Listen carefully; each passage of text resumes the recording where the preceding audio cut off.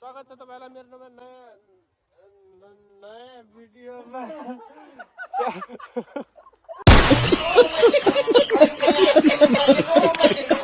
च्यानललाई सब्स्क्राइब गरेर मेरो मसँग जोडिनु होला तपाईँ।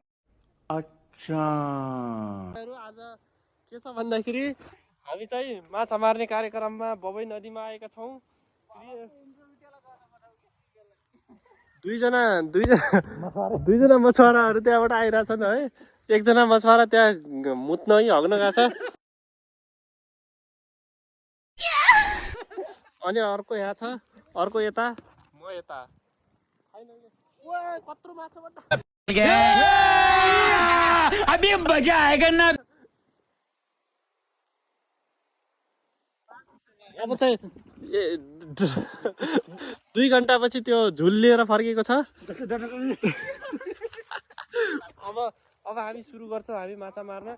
माछा कसरी मार्ने त्यो प्रक्रिया हामी भन्दैनौँ तपाईहरुलाई। ओके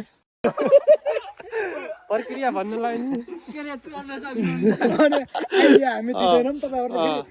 एउटा त्यहाँ छ माछा मार्ने हामीले यही नालीमा हो, नाली खोला हो त्यो तपाईहरुलाई ठीक छ।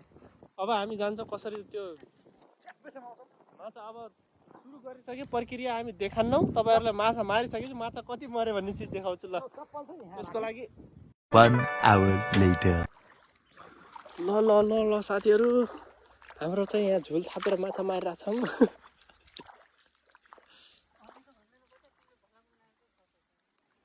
झुल थापेर माछा मारे हामीले यो झुलमा सक्तो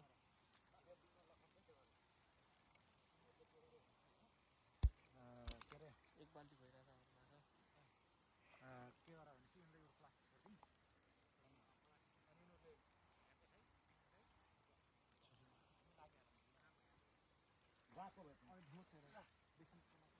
ये सब क्या देखना पड़ रहा है।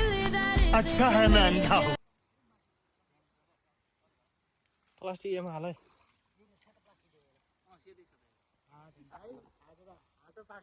2000 years later.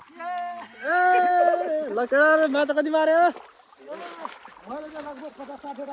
ल हामी चाहिँ अब माछा मारेर घरतिर लागिसक्यौं गाइज। गाई चाहिँ गोरु छ।